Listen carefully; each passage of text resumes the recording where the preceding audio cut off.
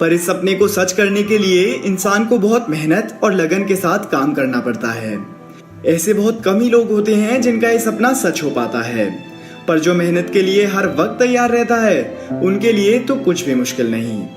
आज की कहानी में हम एक ऐसी ही एक्ट्रेस के बारे में बात करेंगे जिन्होंने अपनी मेहनत के दम पर न केवल इंडिया में बल्कि दुनिया भर की एक्ट्रेसेस में अपनी एक अलग ही पहचान बना ली है।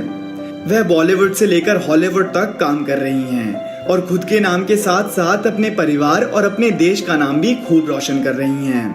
हम बात कर रहे हैं इंडियन एक्ट्रेस दीपिका पादुकोण की, जो कि आज के समय में भारत की हाईएस्ट पेड एक्ट्रेस हैं और साथ ही साथ वे मोस्ट पॉपुलर एक्ट्रेसेस की लिस्ट को भी टॉप करती हैं। इनको देश की मोस्ट पॉपुलर पर्सनालिटीज में शामिल किया जाता है और 2018 में टाइम ने इनको अपनी 100 most influential people in the world की लिस्ट में भी शामिल किया है। 21 से ज्यादा एंटरटेनमेंट अवार्ड जीतकर इन्होंने साबित कर दिया है कि इनके जैसा और कोई नहीं। क्या आप जानते हैं कि दीपिका पादुकोण एक्टिंग में आने से पहले एक बैडमिंटन प्लेयर रही हैं और नेशनल लेवल चैंपियनशिप तक बैडमिंटन खेल चुकी हैं। ऐसी ही बहुत सी बातें हैं जो लोग दीपिका के बारे में नहीं जानते। इस वीडियो के माध्यम से हम आपको दीपिका का सफर और उनके जीवन से जुड़ी कुछ इंटरेस्टिंग बातें बताएंगे। दीपिका पादुकोण का जन्म 5 जनवरी 1986 को डेनमार्क में हुआ था। उनके पिता का नाम प्रकाश पादुकोण है और उनकी माँ का नाम उजाला पादुकोण है। उनके पिता बैडमिंटन के जाने माने प्लेयर थे और शायद इसीलिए दीपिका ने भी बैडमिंटन को ही चुना था। इसके अलावा उनकी एक छोटी बहन भी है जो कि एक गोल्फ प्लेयर है। दीपिका जब 1 साल की थी तब उनका परिवार वापस इंडिया आ गया था और बैंगलोर में रहने लगा था। वहां पर रहते हुए दीपिका ने सोफिया हाई स्कूल में पढ़ाई की।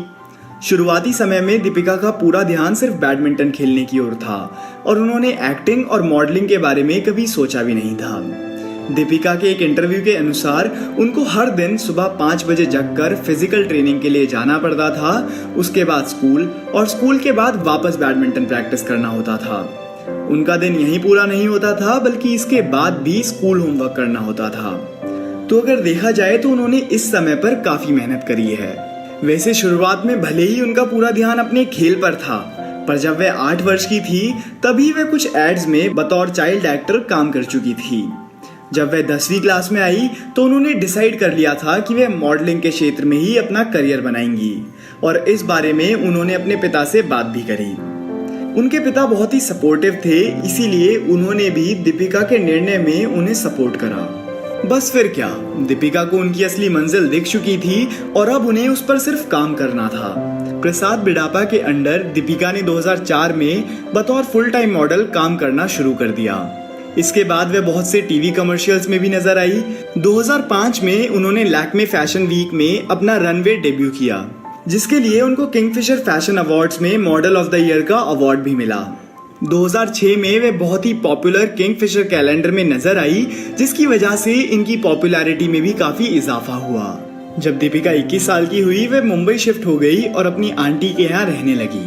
उसी साल वो हिमेश रेशमिया के नाम है तेरा गाने में नजर आई। इससे उनकी पॉपुलैरिटी पहले से कई ज्यादा बढ़ गई और इस म्यूजिक वीडियो के जरिए वे लोगों की नजरों में भी आ गई। इसके बाद उनको फिल्मों के लिए रोल्स मिलने लगे थे।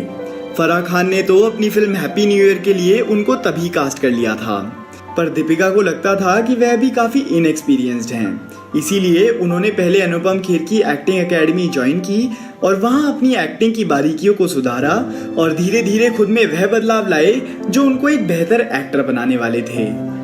2006 में दीपिका ने कन्नड़ फिल्म ऐश्वर्या से अपने करियर की शुरुआत की। ये फिल्म एक हिट साबित हुई और इसमें दीपिका की परफॉर्मेंस की भी काफी तारीफें हुई। फराह खान, जो कि दीपिका को लेकर हैप्पी न्यू ईयर फिल्म बनाने वाली थी, वह किन्हीं कारणों के चलते कैंसिल कर दी गई, पर फराह खान ने अपनी फिल्म ओम शांति ओम में दीपिका को मुख्य भूमिका निभाने के लिए कास्ट किया। इस फिल्म में दीपिका के ऑपोजिट शाहरुख खान थे। ये फिल्म बॉक्स ऑफिस पर बहुत बड़ी हिट साबित हुई और दीपिका के लिए बॉलीवुड में ये एक ऐसा डेब्यू था जिसके लिए दूसरी एक्ट्रेसेस सिर्फ कल्पना ही कर सकती थी।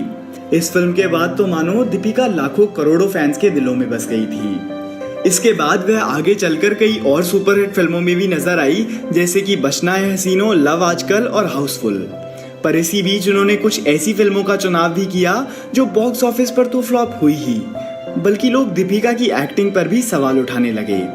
ऐसे में दीपिका को अपने करियर को बचाने के लिए कुछ अच्छे रोल्स और मूवीज की जरूरत थी, जिसकी शुरुआत हुई कॉकटेल फिल्म से।